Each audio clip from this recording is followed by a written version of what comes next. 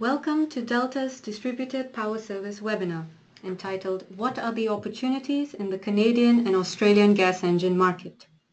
Your presenters for today will be myself, Dina Darshini, and my colleague John Murray. Both of us are part of the Distributed Power team in Delta and manage the Distributed Power Service, which is an annual subscription-based research service on which most of the material in this webinar is based on. Just a few housekeeping rules before we start. This webinar will last for approximately 40 minutes in total, with 5 to 10 minutes for questions. You can ask us questions at any stage using the text box on your screen. So please type them in and we'll come to them at the end of the presentation. I hope you can all hear me clearly, and if you can't, just could you let us know by typing in, and we'll try to rectify that as soon as we can. The webinar is being recorded and will be available for playback from next week, should you wish to listen to this again or pass it on to colleagues. Right, so the agenda for this webinar is as follows. So we'll very briefly tell you a bit about Delta Energy Environment, followed by our view on the global gas engine market. Then we will pay special attention to the Canadian and Australian gas engine market. And also today, actually, my colleague John will be introducing a possible new multi-client study on the dynamic and exciting area of microgrids. And finally, we will close off with some audience interaction via a Q&A session. So just a quick background on Deltaee. We are a research consultancy that specializes in global heat and distributed energy markets. Our market intelligence mainly focuses on decentralized technologies behind the customer side of the meter and its interaction with wider networks and larger scale generation. For this webinar, however, we will focus on distributed power in the form of gas engines and CHP, so the circled areas in your screen. But we also cover within Delta other technologies such as energy storage, heat pumps, and so on. We help our key client groups, whether by providing market data and forecasts or strategy and tactical advice, mainly through either ongoing research services, one-off publications available to multiple clients, and through bespoke consultancy on a one-to-one basis. So that's Delta. Now on to gas engines. But just before I start, I just want to make clear the definitions being used in this webinar because it will be important. We will be speaking specifically about gas engines, so not so much about technologies like gas turbines. All gaseous fuels are included, so not just natural gas, but biogas, sewage gas, landfill gas, syngas, and so on. And we won't be talking about non-stationary power applications. So for instance, as in the marine sector. So only stationary power applications. And the size range covered is anything larger than 400 kilowatts. So all the way up to 10 and 20 megawatt gas engines. Right, so let's begin with the global gas engine market. So globally, Delta's Distributed Power Service forecasts that for gas engines sized 400 kilowatt and above, the market will increase from an annual installed capacity of about 4.5 gigawatt in 2015, so today, to over 7 gigawatt by 2020. This is at a compound annual growth rate of roughly 9%. And it will be driven by a recovering global economy, stronger policy support within emerging markets, electricity prices trending upwards, and a growing trend for flexible gas-fired power generation. Now, for those of you thinking, now hang on a minute, didn't 2015 see a slight dip in annual installed capacity for reciprocating gas engines compared to 2014? You actually would be right. And this was due to a number of reasons, which I won't go through each one in detail, but a few are really important. So one of which was the revisions in the German regulatory landscape and CHP support mechanisms. Other reasons were that many of the world's largest economies are still struggling to fully recover from the 2008 financial crisis, or are experiencing a slowdown in annual GDP growth rates. So for example, China. Or officially entered into recession in 2015, so Brazil is one instance. Others, such as Russia, face a multitude of factors, such as international sanctions, falling currency values, and the ongoing volatility surrounding oil prices. And Turkey has witnessed government instability and a weak lira, the key impact of which is that imported capital goods, including gas engines, become relatively more expensive. Though we at Deltaee remain optimistic that the outlook for 2016 and beyond will look much brighter for the reasons you see on your screen. Today, Europe is the leading market for gas engines sized between 400 kilowatt and 2 megawatt, so the smaller of the size bands that we cover, the small icon, with Germany holding majority market share. For larger gas engines, 2 megawatt to about 20 megawatts, key regions include those that have a need for flexible power plants that can cope with the growth in intermittent renewable energy generation, such as North America and Europe, or regions aiming to ramp up security of supply to match growing demand, such as South and Southeast Asia. Today, however, we will be focusing on two gas engine markets on both ends of the world map, actually, Australia and Canada. And my colleague John will be talking you through the Canadian market, so I'll just pass this on to him. Yeah, okay, thanks for that, Dina. Thank you very much. So I'll be talking about the Canadian gas engine market. So this is following the Canada country report that we published as part of the Distributed Power Service earlier this year. So I just wanted to bring out some of the key messages that we found during our analysis. So the first thing to mention, I think, when we're talking about gas engines in Canada and the energy sector more widely, is that, in Canada, the energy sector is primarily governed at a provincial, not a federal level. So when we come to looking at the gas engine market, we actually need to look at a number of different regions, because each of the different provinces, territories in Canada have a different regulatory framework. But the fact is actually that most of the provinces in Canada and the territories are relatively weak gas engine markets. So there's little value actually in looking at each one in turn, because actually most of them are relatively weak or even non-existent gas engine markets today. So what I've done is applied a couple of filters which we can use to drill down into the most positive markets for gas engines and which we can focus on. So the first filter I looked at was the populations within each of the different provinces and territories in Canada, and ruled out the ones which have a population of less than 1 million people. Now, okay, you might say this is a slightly arbitrary number, but unless you've got kind of a large population and consequently a large electricity demand and a larger economy, then there's really not much of a gas engine market. So immediately you can rule out all but 6 of the most populous provinces in Canada. The ones that are greyed out there toward the north, and including New Brunswick and Nova Scotia and so on, all of those provinces have less than 1 million people. And what you find actually very quickly is that those top 6 provinces, so the likes of British Columbia, Alberta, Quebec and so on, those ones with over 1 million people account for over 90% of Canada's population. So, and then, that chart in the top right-hand corner of the slide just shows graphically the population from the most populous Ontario, which has a population of almost 3 million people, right down to the very non-populated, more remote territories in the north of Canada. So that's the first filter, is population, and you can see those 6 there which have a population of more than 1 million. The next filter I applied was whether or not those 6 provinces are a strong market for hydropower.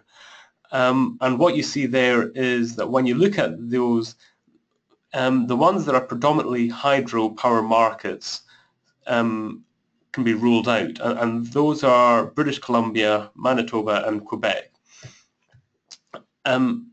Each of those provinces, the ones that are kind of greyed out now but have a purple outline, Those markets, well, each of them has hydroelectricity serving over 90% of their electricity demand, so very, very high shares of electricity met by hydropower.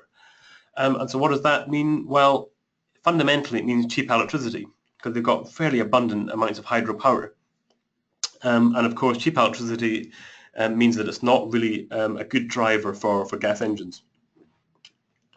And as a result of them having lots of hydro, which of course is low carbon or zero carbon, then it means that there's actually less of an incentive, less of a driver to invest in gas power. So another reason not to invest in gas engines. So that leaves us then with 3 provinces, Alberta, Saskatchewan and Ontario. So if I go on to the next slide, and then, yeah, coming to Saskatchewan, well, I also decided that really this one can be ruled out as well. And what are the reasons for this? Well, it's not really that good a market when it comes to favourable policy support. There's little in the way of incentives for high efficiency energy generation, so that there's no real CHP support or tri-generation support in this region. Not so much in the way of renewable policy support, which might favour biogas. And actually, when you look at it, Saskatchewan is quite a fairly small population as well, around about 1 million. So with those 2 things in mind, limited policy support, relatively small population, yeah, we can fairly safely rule this province out as well. And actually, looking at the numbers, this Saskatchewan accounts for less than 5%, we believe, of the Canadian gas engine market today. So that leaves us with 2 provinces. It leaves us with Alberta and Ontario. And this is where I'd like to focus on for the next couple of minutes. And I'll talk about each one in turn just now. So starting off with Alberta. And let's talk about the electricity generation mix. Well, it's predominantly coal and natural gas. So they've got not so much in the way of hydropower like some of the other provinces in Canada.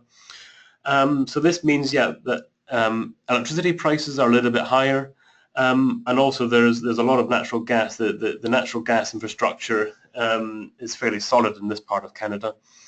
There is some energy efficiency programs which lend some moderate support for high efficiency gas engines, but actually these are a fairly weak driver. It's certainly not a strong driver driving sales for gas engines.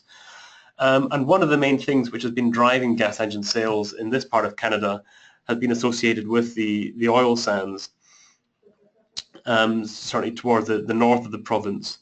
And that's where a lot of, historically over the last 3 or 4 years, a lot of the gas engines have been sold into. It's those oil sands which are very energy intensive. They require a lot of heat, a lot of electricity. So there's high energy demands, but not so much in the way of grid infrastructure towards the north of the territory, and that has meant there's been a fair number of gas engines sold in this province over the last 5 years or so. But what we've seen is with the global oil price collapse, this has had a really quite devastating effect on the oil sands industry in Alberta, and as such we've seen a pretty substantial drop in the number of gas engines being sold into this province over the last 1 or 2 years, just simply because there's been a hold on any new investment in terms of infrastructure and new power generation capacity. So we've really seen quite a sharp drop in gas engine sales in that part of Canada in the last couple of years. And what we've seen now is that Alberta currently accounts for, we believe, about 10% more or less of the Canadian gas engine market. So moving on to Ontario, and this is undoubtedly the #1 gas engine market in Canada. There are a couple of favourable policies which are supporting energy efficiency improvements and on-site electricity generation within Ontario. So with those favourable policy support, this is really helping the gas engine sector.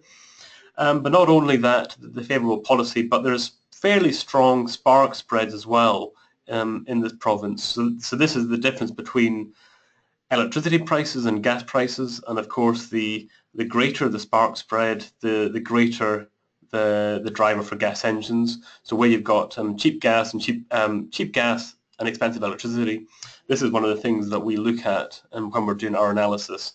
And Ontario is relatively strong in that respect.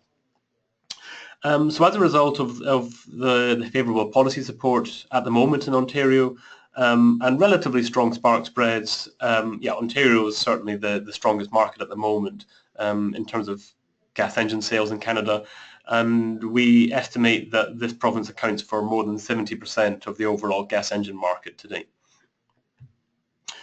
However, there is some uncertainty about policy support levels in Ontario going forward over the next 3 or 4 years, and I'll talk about those on the next slide.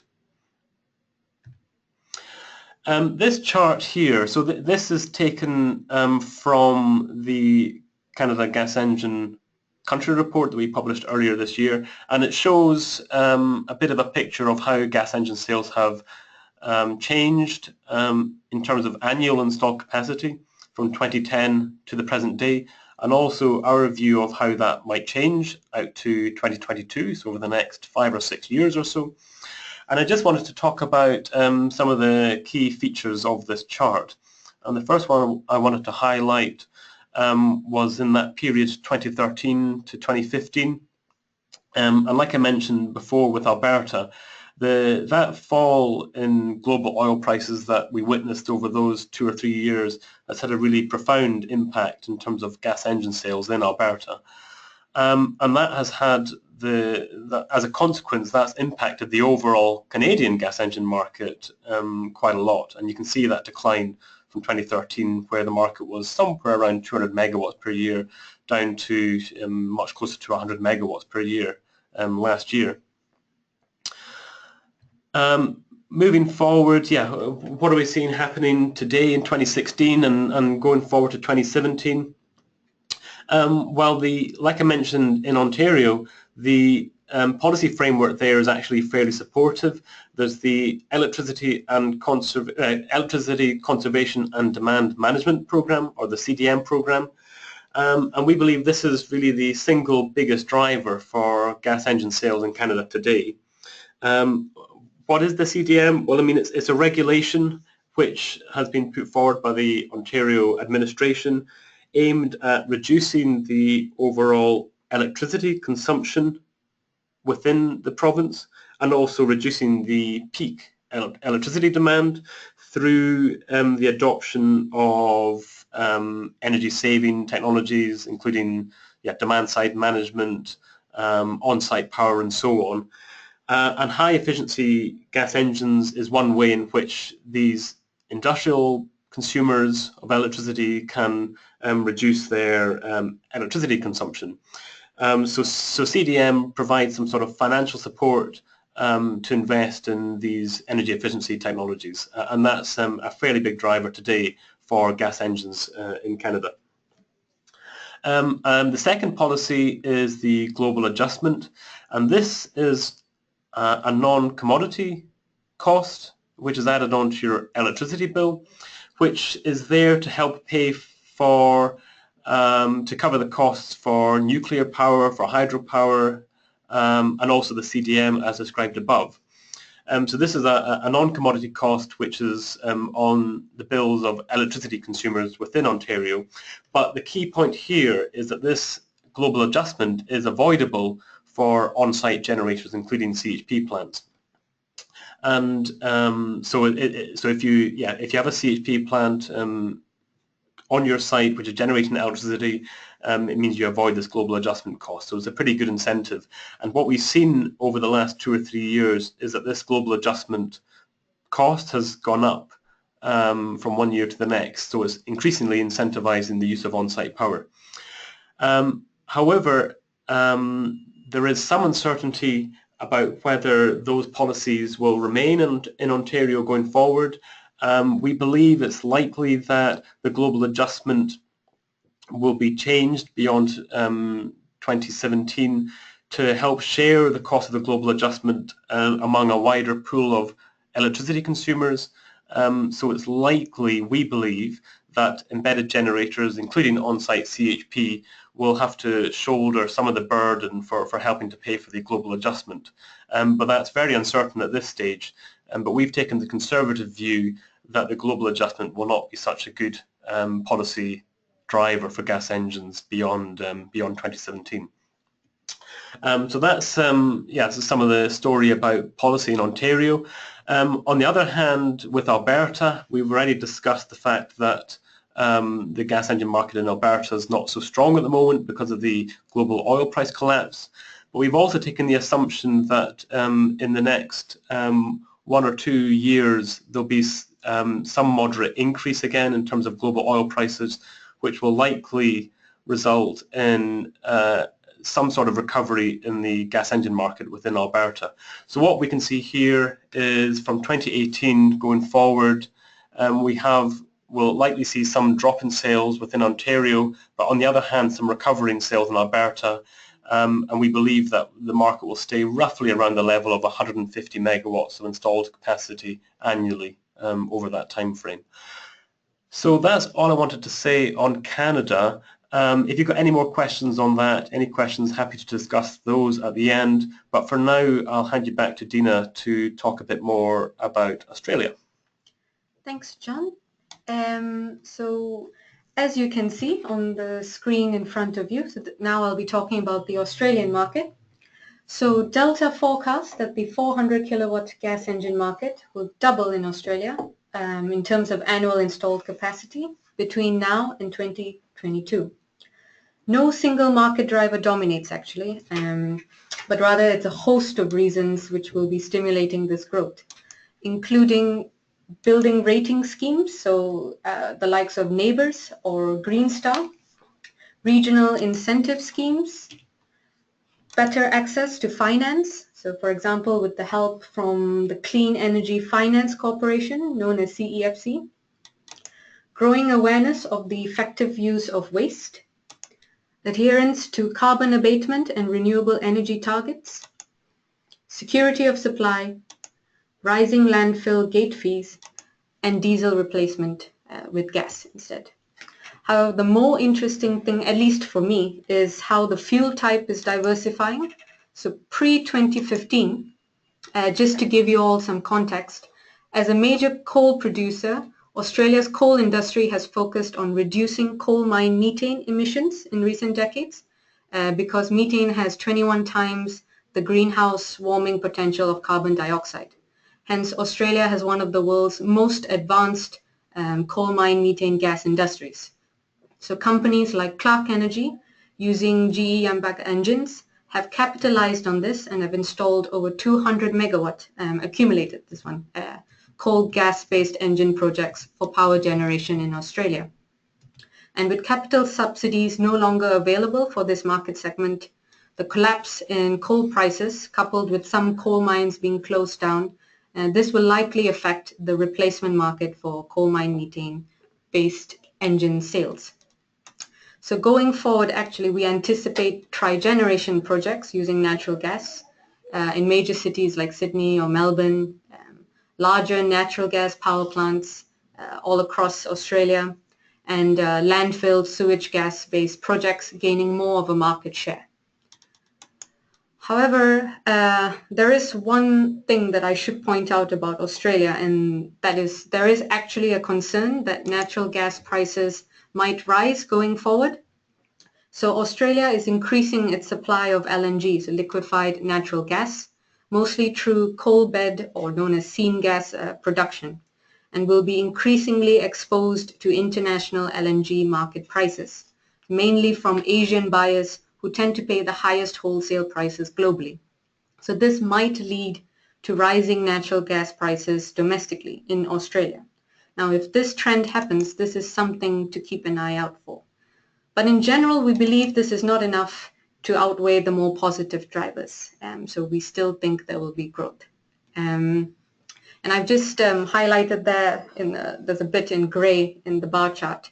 You can see that sometimes there are spikes in the annual installed capacity, and this is usually due to large single projects. So for example, Wärtsilä supplied, I think, 6 engines to form a 50 megawatt power plant in 2013. And I wouldn't be surprised if more of these large one-off projects happen between now and 2022 as well. So our graph actually might display more spikiness here and there. So just to summarize, the key market segments in Australia, number one remains coal mine meeting projects. It's still a good sector in terms of annual sales. We do not foresee growth, but there's still a market existing. Number two, tri-generation projects, like I said, in densely populated commercial areas. Number three, natural gas or coal bed seam gas-based power plants for industrial sites or for power producers. And with the gas grid extending a bit now across Australia, some areas previously served by diesel may switch to gas soon. And finally, number four, landfills or sewage treatment facilities. Now at the bottom, I've added a little bit, a quick breakdown of the type of coal gases, just so the distinction is clear. The first one, which is coal bed methane, can be fed directly into the natural gas network or a gas engine with no or limited modifications. Conversely, coal mine methane, the second one, may require some modifications to the engine, just so it's clear in terms of the costs and the projects involved. Right, so that is it for now on the Canadian and Australian markets. We have produced similar country reports, a total of 20 by the end of the year, so end of 2016, through Deltaee's distributed power service, covering, for example, countries like Brazil, China, Germany, all the way to Thailand, and would be happy to take on any questions you may have on these markets as well later on or subsequently. If you'd like to send us an email, we're always happy to answer it. If it's a regional story that you're interested in, then we have produced a global report with regional focused statistics as well. This is available as an individual purchase as well outside the distributed power service. So all the material covered so far in this webinar is part of the distributed power service, which is an annual subscription-based research service tracking the sales of and market developments of the global gas engine market. And we, like I said, we'd be happy to talk about this, but I'm going to hand over to John now to talk about something else, a multi-client study. Yeah, thanks, Dina. And yeah, like Dina just mentioned, yeah, all of the material has come from our distributed power service. We're very happy to talk with anybody that's interested in receiving some more of this distributed power service material. So we're happy to discuss that after the webinar if you wish. But like Dina mentioned, yeah, I'd like to spend just a couple of minutes now talking about a new multi-client study that we're currently in the process of developing. And the topic of this is hybrid microgrids and whether they are coming of age or whether they will remain a niche opportunity. So yeah, what I wanted to do first was just to talk a little bit about what a hybrid microgrid is. So what are the typical features of this? So we believe that a hybrid microgrid will typically contain multiple power generation assets like mini or small wind power, gas engines, solar PV, so multiple ways of generating electricity within a local grid environment. Often these will be renewable generation, so of course wind or solar, and or with the combination of energy storage.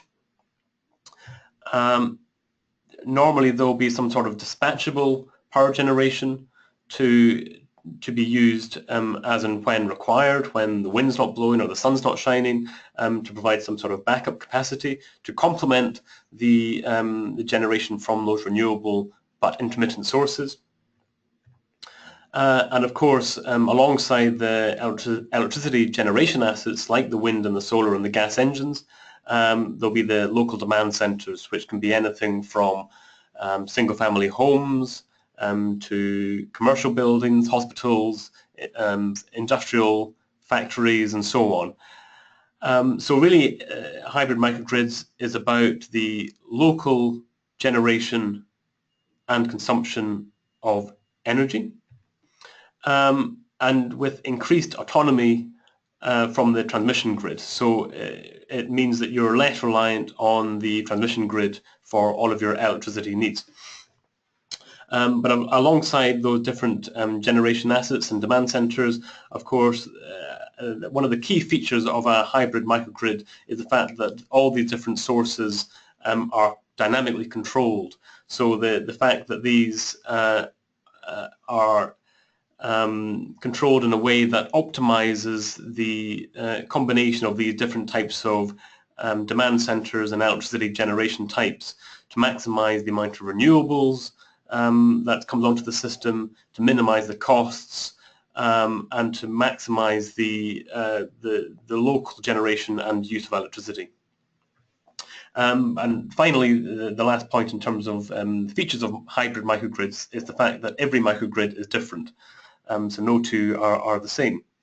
But what are some of the example applications and benefits of this sort of grid? Well, there's a few actually, and I've listed just 3 here. One would be overcoming weak electricity grids. So for example, in emerging markets which do not have a history of wide transmission lines and so on, so fairly weak grids, possibly prone to many blackout events, that sort of thing. Hybrid microgrids can be a way that we've seen a number of project examples where this can be used to provide much more reliable electricity to those emerging markets, and especially in more remote regions of the world. Secondly, grid resiliency. This can be applicable in areas which are prone to extreme weather events, for example, and we've seen on the back of some extreme weather events in North America a number of projects, like in New York, for example, where hybrid microgrids have been used to help provide backup power in the case of blackouts from extreme weather.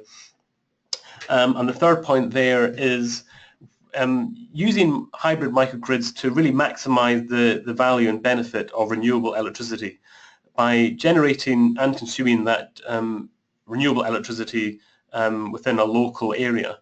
So this can be typically through the use of solar PV with battery storage, for example, and the dynamic control of those sources to maximize the use of that renewable electricity within a local area. Those are the topics that we want to, or are proposing covering within this new MultiClient study. What are the questions that we hope to answer? Well, I've listed a few of those there. So where will microgrids be deployed? What are the opportunities and who is set to benefit from the adoption of hybrid microgrids? What are the roles for hybrid microgrids, and what value can they capture? So these grids, can they play into frequency response, capacity markets, demand response, for example? What are the challenges associated with regulatory barriers? What barriers such as that need to be overcome? And how fast will these take off?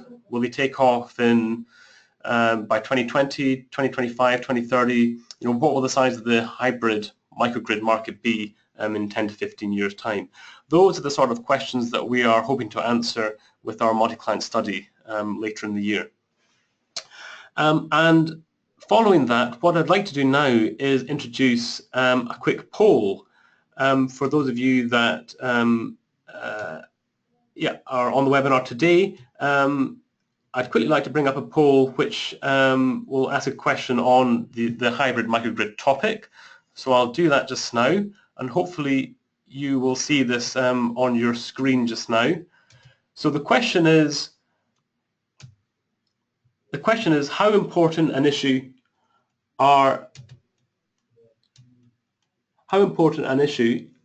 let me just see. Okay, hopefully you can see that on your screen there.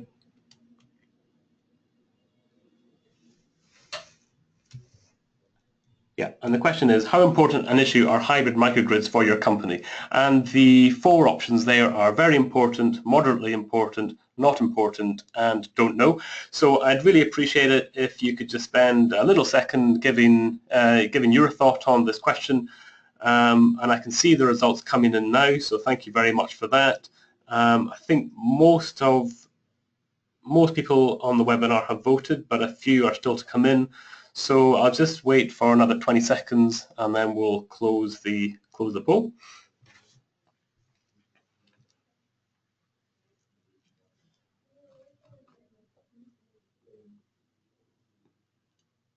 Okay, so I think we've still got 1 or 2 just coming in there.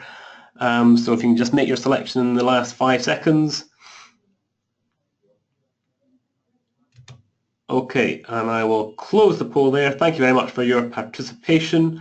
And what I can do now, hopefully, is share the results of that poll.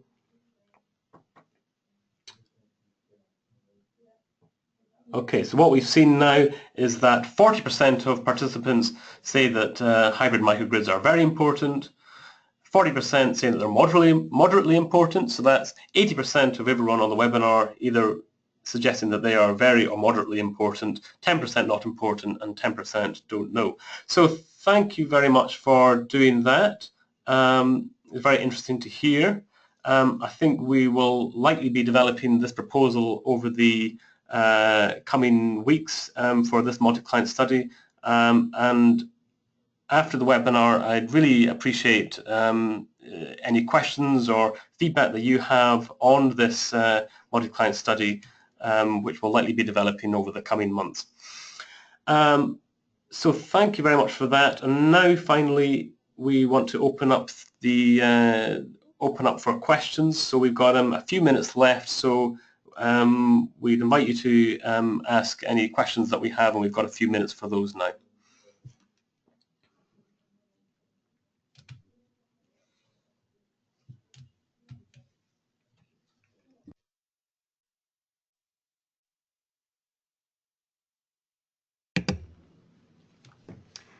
Right.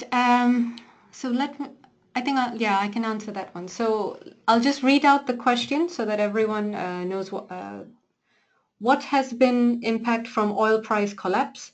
Surely oil-linked gas prices came down. Is it good thing for gas engine sales? So I'm sure everybody knows, but from a norm of roughly, let's say, $100 US per barrel in the past decade, this is the price of Brent crude, the main international benchmark. So this collapsed in 2014 and has been now, I think, oscillating between 30 to 50 US dollars. So yes, you're right.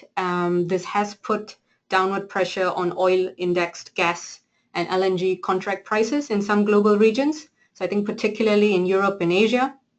But separately to that, in parallel, the slowdown in Asian LNG demand due to the reintroduction of nuclear power capacity or stagnant European gas demand has also caused some direct impact on European hub and LNG spot prices going down. So the combination of this has led to a drop in retail natural gas prices, usually with a time lag of 3 to 9 months. So this is a good driver for gas-based technologies.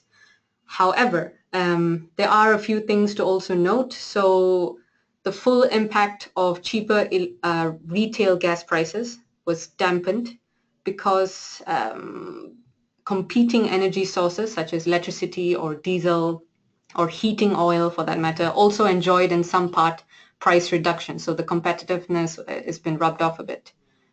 2, weaker gas engine sales were noted in 2015, like I said earlier on, and this was due to shaky investor confidence in major oil-producing countries that suffered a blow to their economy. So it is hard to say for certain if it has been a positive or negative effect on gas engine sales globally. I think it's a very specific to the area or to the segment effect. But hopefully that helped with your question. Yeah, any more? So we've got a few more questions. I don't think we've got time to go through all of these.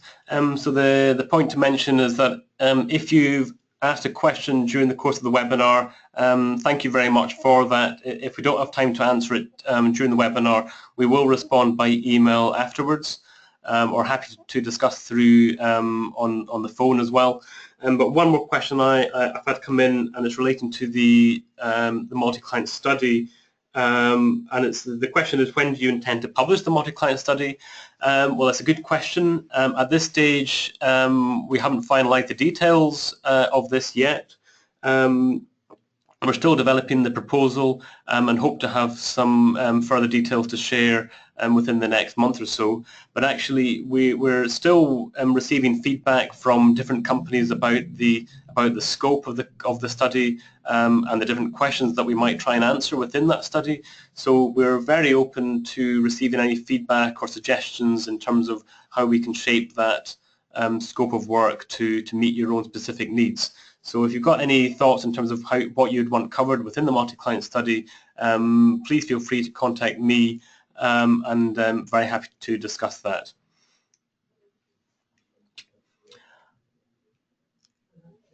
And then finally, yeah, we had a question on whether or not the slides will be made available after the webinar. Yes, they will be made available. Yep. The recording will be available on our website from next week, I believe. And for anyone that wishes to receive the PDF version of the slides, then please feel free to email either Dina or myself afterwards, and we'll be happy to send you a copy of these slides. Yeah, like I mentioned, yeah, we received a few more questions here, but I'm afraid we're out of time at this stage. We'll follow up by email for any questions that we haven't answered during the webinar. But that remains, yeah, thanks very much for attending the webinar today. I hope it's been of value to you, and yeah, we wish you a good rest of the day. Thank you very much. Thank you. Bye.